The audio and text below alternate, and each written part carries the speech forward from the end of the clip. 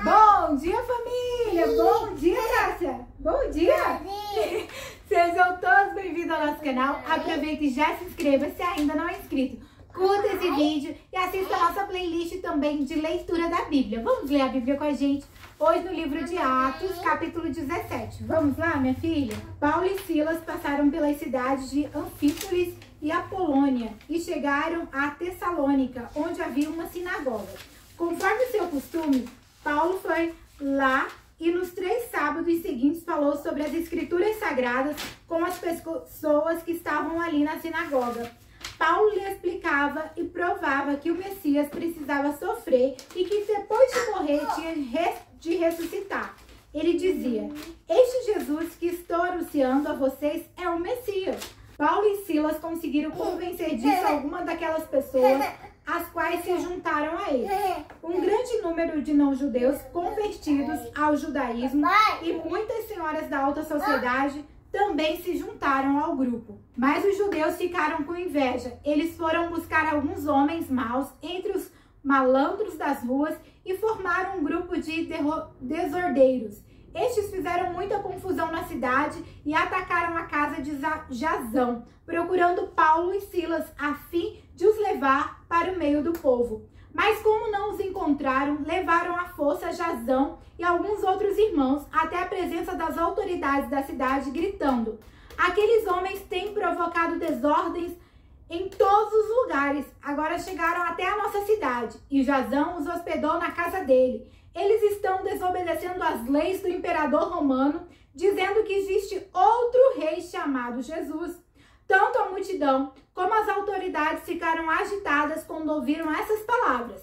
E as autoridades soltaram Jasão e os outros, depois que eles pagaram a quantia exigida para isso. Logo que anoiteceu, os irmãos enviaram Paulo e Silas para a cidade de Bereia.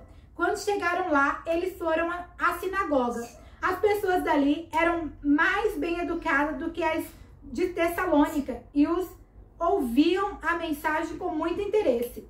Todos os dias estudavam as escrituras sagradas para saber o que Paulo dizia. Assim, muitos judeus naquela cidade creram e também não judeus, tanto mulheres da alta sociedade como também muitos homens. Mas quando os judeus de Tessalônica souberam que Paulo tinha anunciado a palavra de Deus, também em Bereia, foram até lá e começaram a agitar e atiçar o povo contra eles. Então os irmãos enviaram Paulo imediatamente para o litoral, porém Silas e Timóteo ficaram em Bereia. Os irmãos que protegiam Paulo o levaram até a cidade de Atenas. Depois voltaram para Bereia, levando o recado de Paulo. Ele pedia que Silas e Timóteo fossem encontrá-lo em Atenas o mais depressa possível.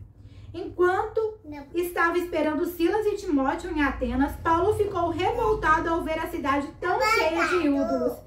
Ele ia para a sinagoga e ali falava com os judeus e com os não-judeus convertidos ao judaísmo. E todos os dias na praça pública ele falava com as pessoas que se encontravam ali.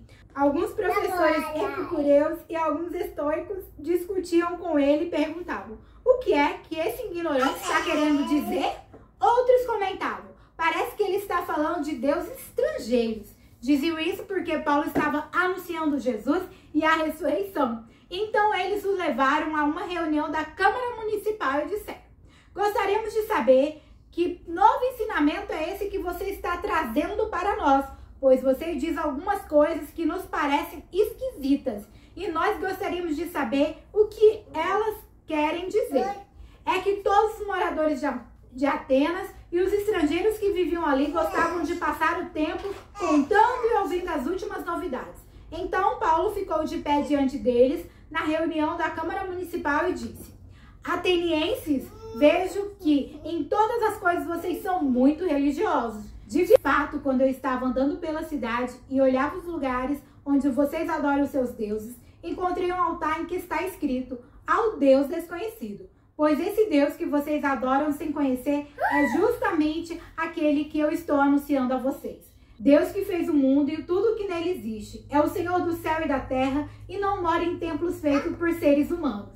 E também não precisa que façam nada por ele, pois ele mesmo quem dá a todos a vida, respiração e tudo mais. De um só homem ele criou todas as raças humanas para viverem na terra. Antes de criar os povos, Deus marcou para eles os lugares onde iriam morar e quanto tempo ficariam lá. Ele fez isso para que todos pudessem procurá-lo e talvez encontrá-lo, embora ele não esteja longe de cada um de nós. Porque, como alguém disse, nele vivemos, nos movemos e existimos. Alguns dos poetas de vocês disseram, nós também somos filhos dele.